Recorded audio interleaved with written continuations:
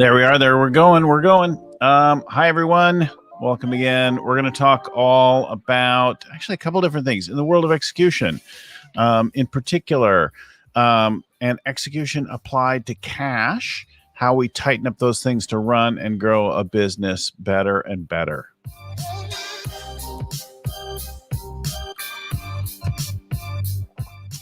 Hi, everyone. My name is Bill Gallagher. I'm host of the Scaling Up Business Podcast, your friendly neighborhood scaling up coach. You can find hundreds of episodes on all things to do with scaling up at scalingcoach.com. These Getting Real episodes are where we talk with a leader about how they grew their business and developed as leaders over time.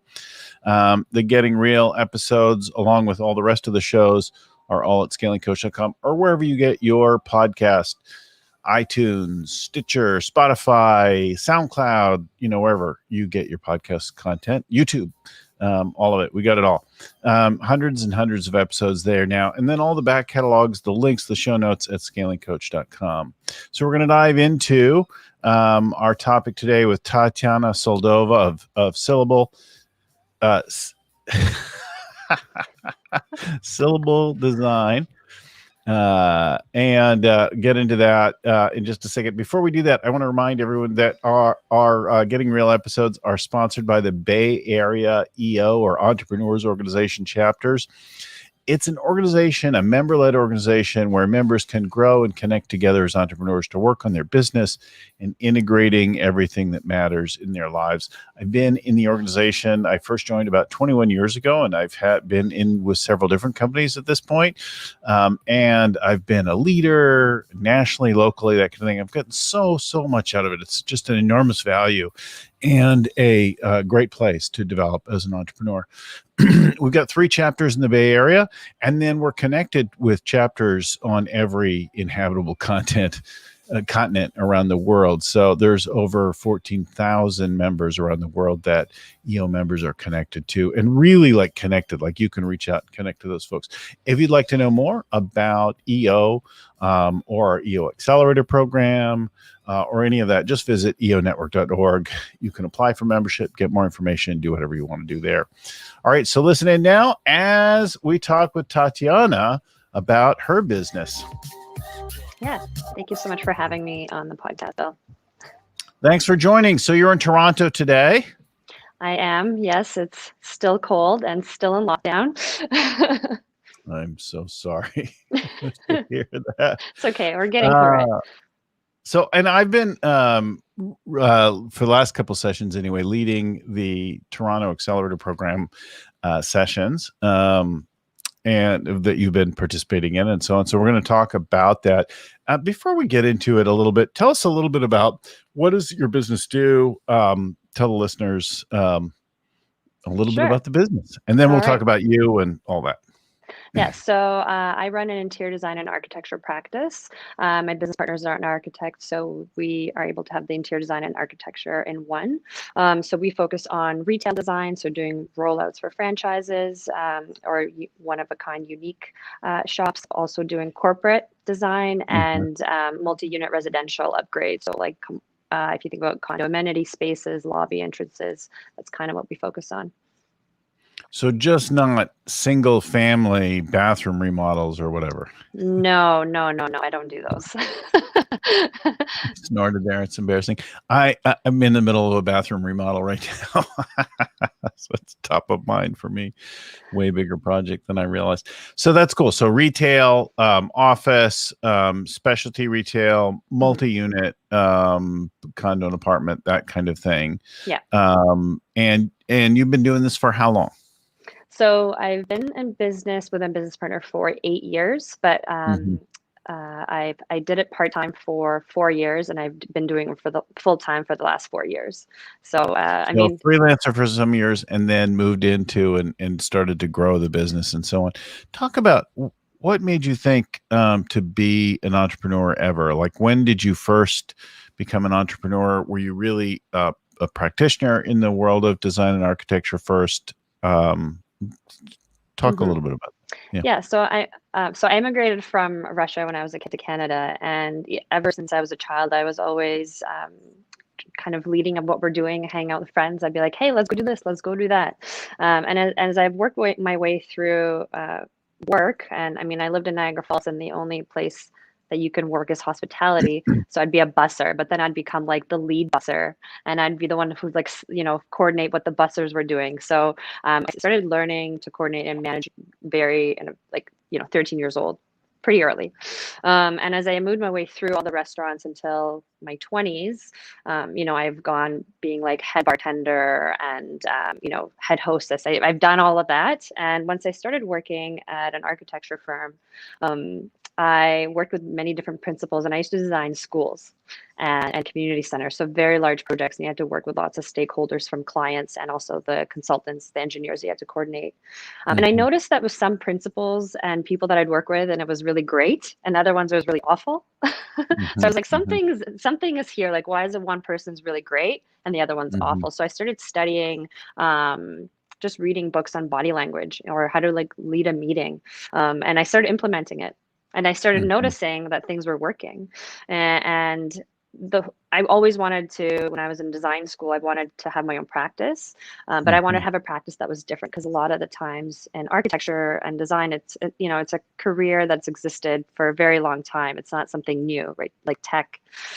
So a lot of architects that are leading right now that are way older than I am, some of them have, well, not some, most of them have a very old hicirarchy type based firms where like I'm the boss and you kind of go down in terms of what you're able to do. And I didn't like that. So because I like doing project management, and I liked getting involved in like pricing and costing of things. And the principals would say like, Tatiana, like, this is not your job. Like, go pick tiles. So that's Stay in your lane. Yeah, stay in your lane. And I thought that was a huge disconnect. And I ended up doing a master's in strategic design and management in Parsons, which was kind of like a creative MBA. And that really, blew open doors for me in terms of understanding like how the new economy works, understanding startups, how they function, and really focusing on people in terms of designing spaces. So I hear that it was more that you were a leader who stepped up into things, who took on more things than you were like hustling, learning to sell and that kind of thing. Yes, I've definitely been underpaid severely through my entire career life. But I knew that. I'd say, why I'm doing project management or I'm leading this team, but I'd be getting paid as like a coordinator. And I knew that, but I think at the end of the day, I kind of knew if I put in the time and I'd learn as much as I can from the people around me, I could put that to work for myself, which now, 10 years later of putting in the groundwork, I can see the fruits of my labor from back then. Interesting.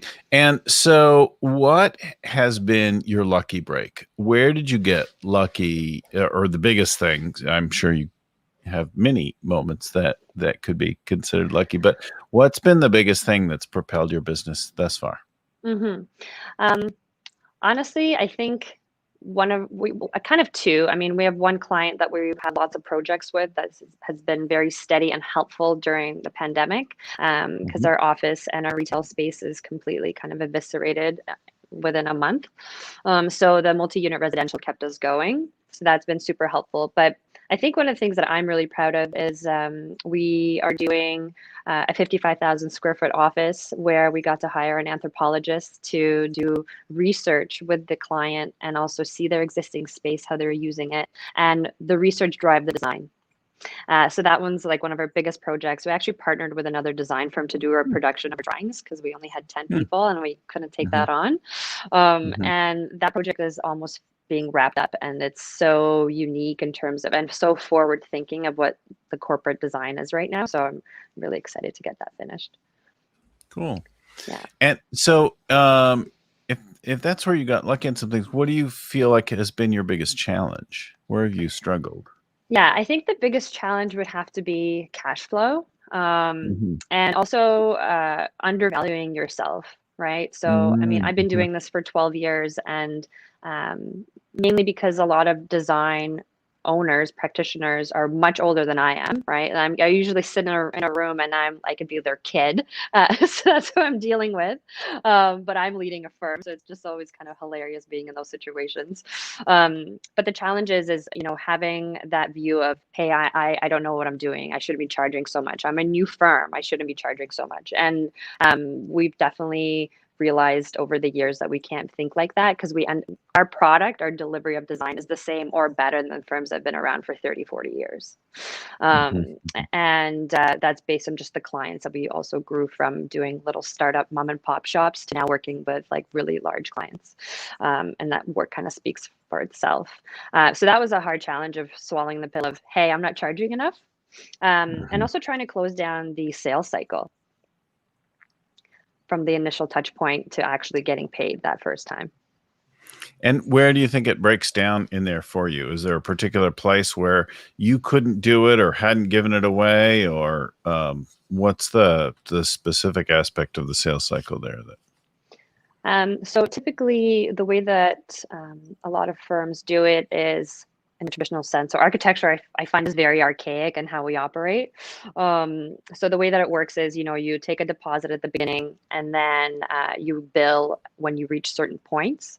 And sometimes when we work, when we have to submit permits to the city, the clients don't want to pay us until after the permit's approved. And sometimes the permit is like, when it goes to the city, it's in a black hole. I don't have any control of that. But the client refuses to pay until the permit's approved.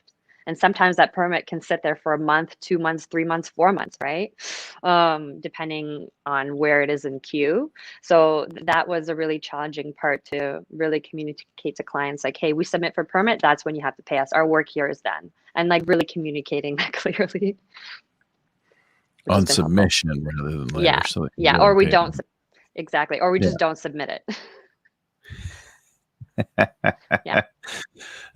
So you've been in the EO Accelerator program. So Accelerator, for our listeners, Accelerator is a program for earlier stage companies, not startup, but the beginning stages of growth. And in the Accelerator program, the program participants learn to use some of the scaling up tools, a subset of them, and applied at that stage in a particular way to get themselves growing through one of the first milestones, typically the first $1 million in sales. And you've been in that program for a little while now. What are you talked about a couple things. Please share with our listeners the parts that have made the biggest difference for you so far. Yeah. So I actually got exposed to EO a little bit backwards. I actually read Scaling Up on its own, ended up implementing everything in the book as much as I could. And from 2018 to 2019, we grew 300% in our revenue, which was insane. And I really quite understand growing pains to a whole other meaning. Like growing pains is very, very uncomfortable. So once I went through that, that's how I discovered the EOA program. And I think having the accountability of meeting with your team every month and setting goals and actually achieving them is really helpful. But I think like cash day and execution has been probably by far my favorite days and things that I really garnered a lot of positive experiences from. So in the cash day, what were the couple things that you did or saw, realized, and then applied? Tell us the story of what you were doing before and then how you applied it in the business and what happened. Yeah. So I've been an accelerator for a year and a bit now.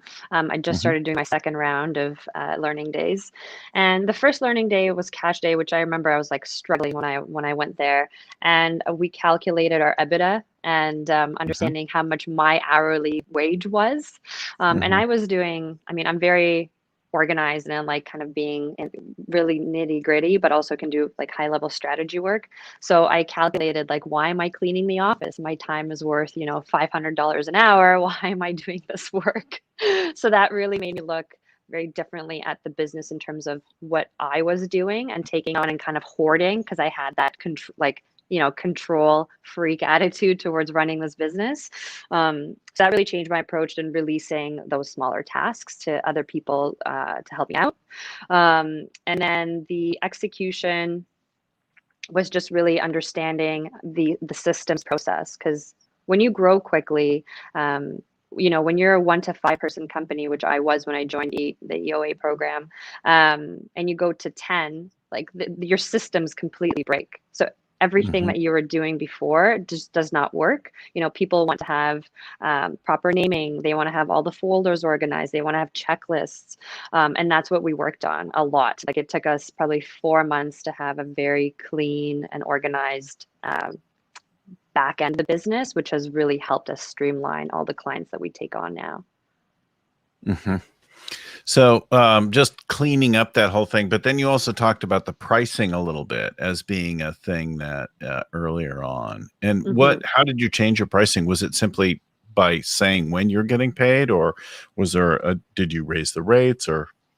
Yeah, so we started taking more money up front. So before we used to take like 10% of the fee up front, then now we take Mhm. 40. So we take 40% cash to increase our cash flow. And we also now do it on a monthly basis. So I charge on the monthly basis and that's it. And then we are very clear about So you're additional charging things. monthly versus 2 events. So it's Yes. time-based, not milestone-based. Yeah. Yeah. I think that's really brilliant. I talk about that all the time. It's one that I learned personally with a software development company. And if you got paid on milestones could get held up with things. In your case, permitting. In our case, like client approvals or that kind of thing. And when we went to time-based, we stopped stressing about stuff. It's really, Yeah. It really great. definitely helps out when you have some money coming in all the time and you're not waiting. And especially when the city Yeah. used to hold us up for months, it was like, please. So that helped out. But also, we try to be quicker and trying to secure the work as well. Before you're kind of chasing tail for a month or two on projects, now we try to be a lot more quicker and efficient, even in sending our proposals. So Mhm. we have a 48-hour turnaround Minimum. policy. Yeah. Mhm. Yeah. Rather than like a week or two trying to drag it out, trying to get all the details. So that's another thing that we really work on in cash flow. So, and then you tightened on the execution side, you tightened up processes. Talk about some of the process, how you approach that, what you did on Hmm. the execution side of the business. So the process and execution of what we're doing. Just what were your takeaways so far from the execution side of the scaling up work you've done? Oh, my takeaways. Well, after we actually did all the systems, I found that I got less questions asked to me in terms of are things right or where do I find things. That's definitely was a huge saver. I find that if I get the same question asked to me 3 times of, hey, I can't find something, or how do we do this? I realize, okay, we don't have a system for this.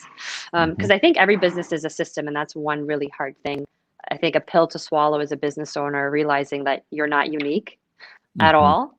And you Mhm. just need to, like my product is doing interior design and architecture, but somebody else's product can be, creating a computer, right? So it's the same thing. But how you get to the end product, you need to have the check-in points. And it also helps with training staff as well, because I find, being a senior interior designer and you're trying to offload your knowledge to somebody, it takes a long time, especially when you're growing. You have 5 new people join and you have to download every single person how to do something. That's not efficient. So by having those lists of, hey, did you check your lighting layout? Did you check how things are switching? Did you check the building code? Here are the code references. So basically trying to download my knowledge on, a full checklist has been super helpful. So when you did this work, did you do it using an online tool? Did you map it out on your wall? How did you go about mapping out processes, clarifying them, improving them, that kind of thing? What was the physical way that you did it? So we got our senior team lead, myself, and my business partner. We got together and kind of brainstormed and uploaded all of our knowledge in an Excel doc, basically. And then once that was created, then we had another person join on and then started actually creating the system of it and organizing. And then we all re-reviewed it to make sure that it was fleshed out. So So it you're took, using an online oh doc to yeah, yeah, everything's in the cloud. And how's your team physically organized today? Talk to us about your team. Are you working entirely remotely, partially in the office? All like, what does the actual day-to-day work look like Mhm. with it? So we were before the pandemic hit, everything. I actually had set the business up to work remotely anywhere because what I loved doing was traveling somewhere, for example, in California, hanging out there, but working remote. So I Mm-hmm. actually had everything all set up to be remote, no problem.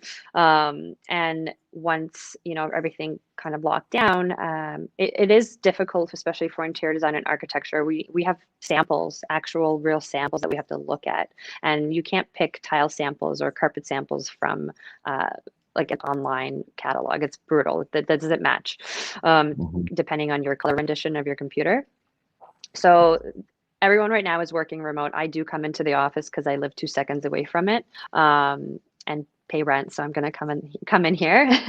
Sometimes the team comes in when we have to do like a quick meeting to review the design direction. But other than that, everyone is remote. Mm-hmm. Mm-hmm.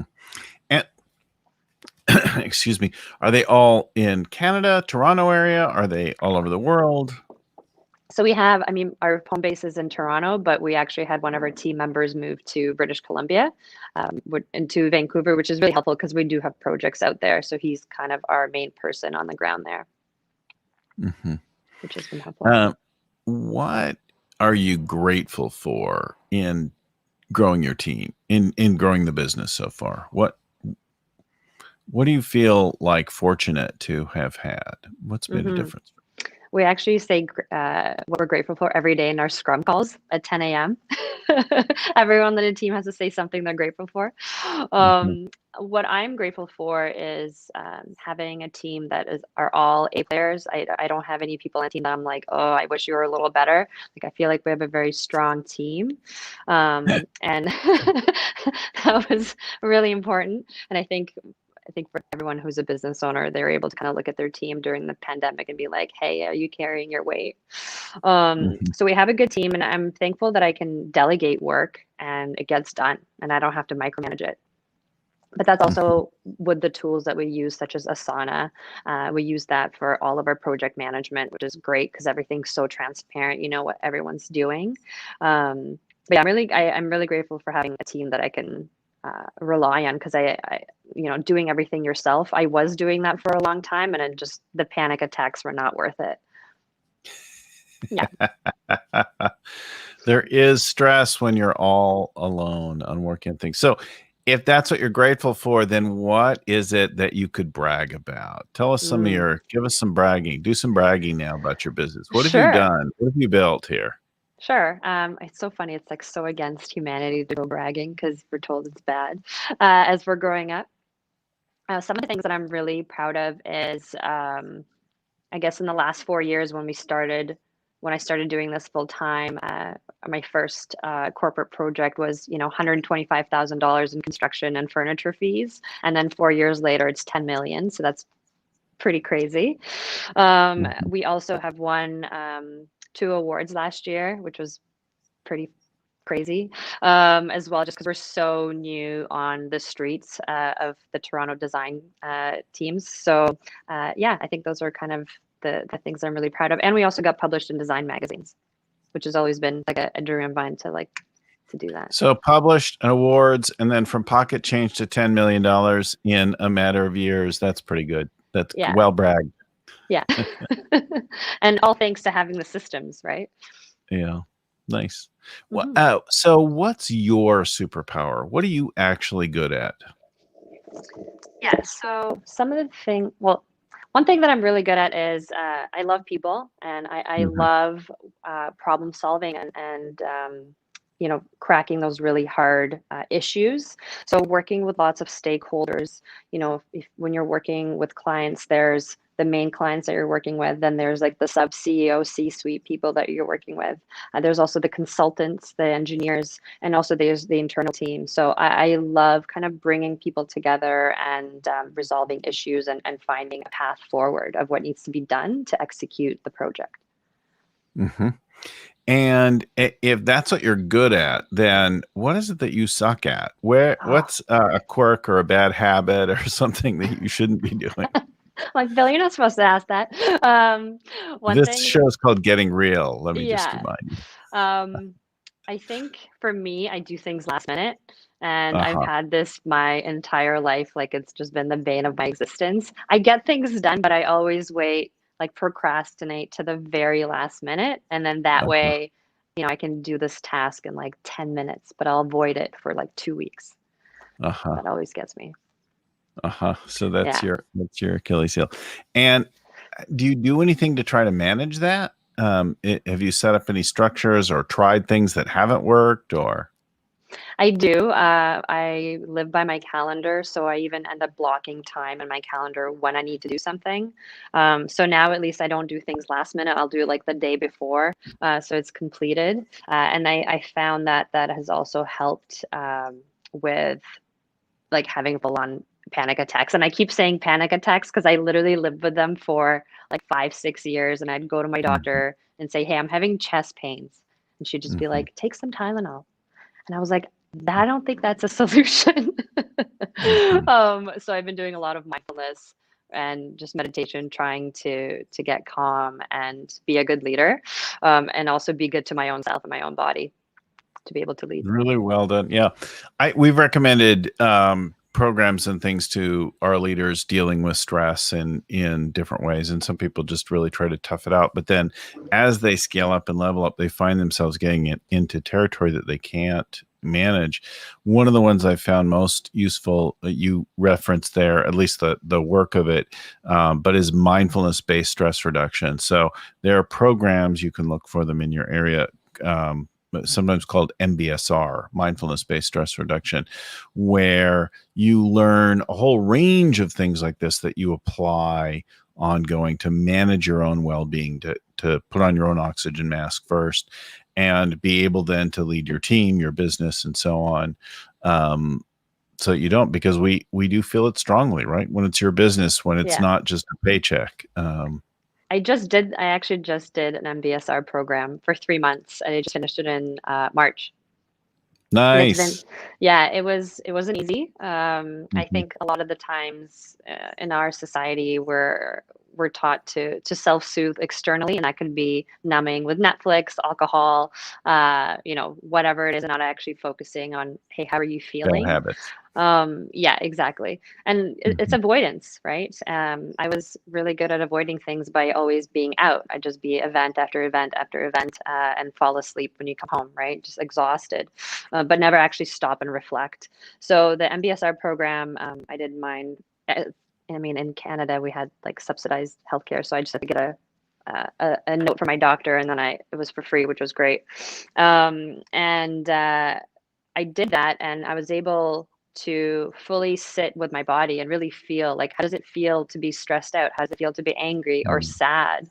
And those tools, those tools are helpful not just in my business, but also in my personal life, right? I mean, Mm. we deal with family, and your family stresses you out. So I'm able to, take a breath. Your family stresses you out? Oh, yeah, Because I don't my know. families are awesome all the time. They never bother me. um, yeah, families are great. They're just always a hoot. But being able to have those tools, and I able to use them in the business, right? So when you're really stressful situations, or even at home or with your partner, it's been so helpful. And I mean, I highly recommend for people to do that. But it's not easy work. Like, it's not like if you just sit for 10 minutes and your life will be better. Like, it's not. That's not what it is. Like, it'll unearth Mhm, some, like, if you have like childhood mhm, trauma, mhm, any of mhm, that stuff, like that stuff comes right up. mhm, mhm.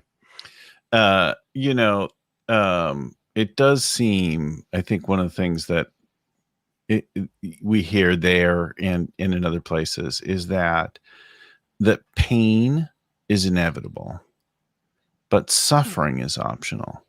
And you're going to experience things, hardships, upsets, mishaps. I had an embarrassing thing brought to my attention first thing this morning, and that I had done in the past, and it was really bummed me out. But I just, I'm like, okay, well, what is there to learn? What do I need to do? How do I need to manage that and not repeat that and that kind of thing? But that I could beat myself up about it.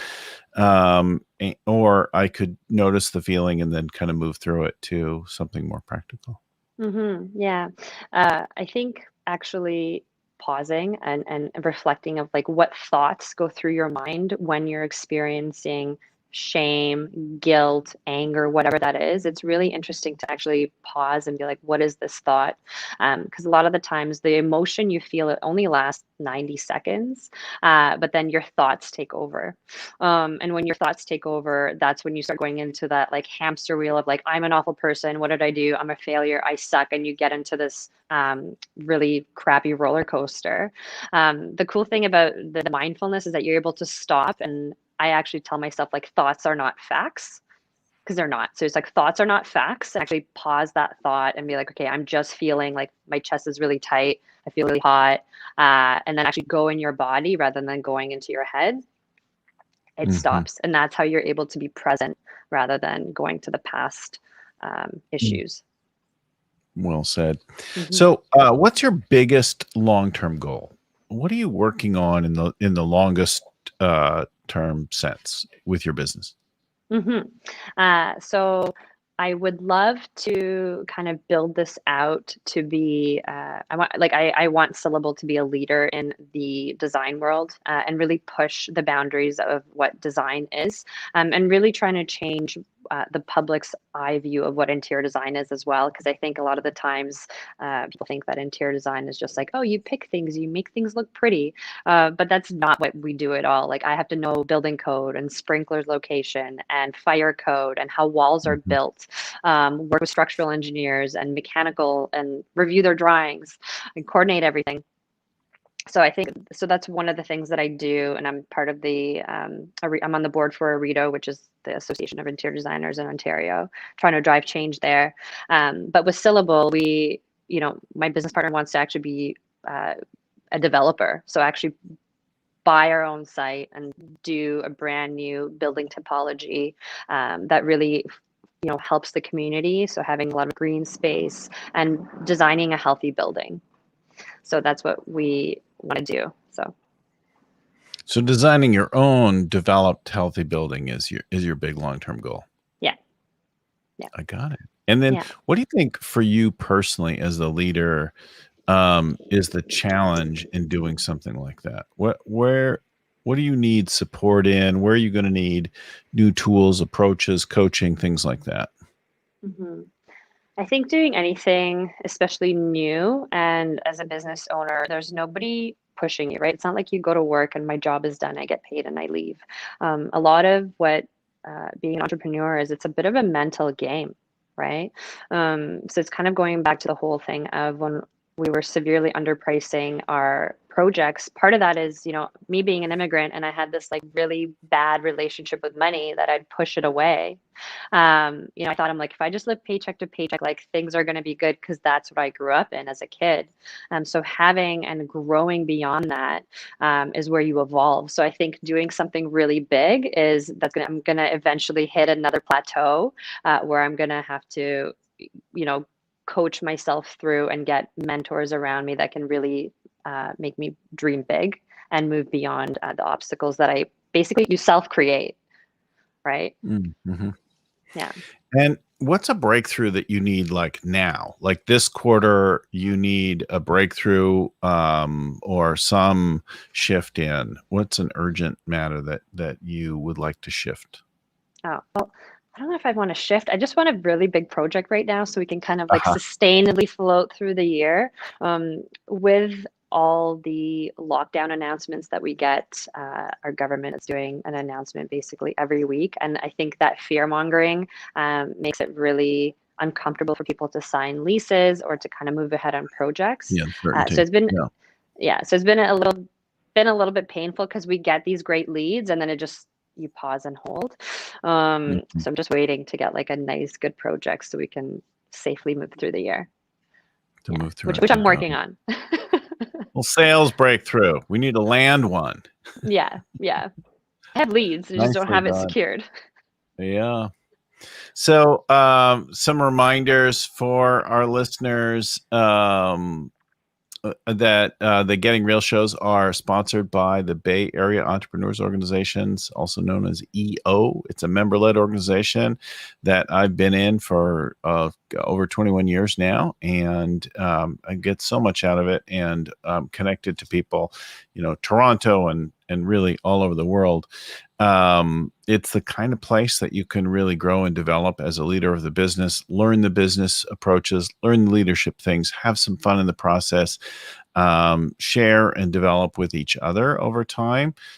So we have chapters all over the world. We have over 14,000, I think it's 15,000 members, but I need to check the latest figures there. But access to a whole world of entrepreneurship, both really right where you are and then globally in the greatest sense. If you'd like more information or to apply for membership, just go to eonetwork.org, eonetwork.org. I want to thank Tatiana for joining us today, and to Lucy Summers there in the background helping get our show prepared and operating, and our guests prepared and scheduled and out the door and that kind of thing. Big thanks to Vern Harnish, creator of the Scaling Up Framework. This audio is edited by Albert Burge at Podfly Productions, and our show notes are written up by Ayn Codina and proofread by Tim McGowan. I want to thank everyone for listening again this week, and keep scaling up. We'll see you next time. Thanks for having me on.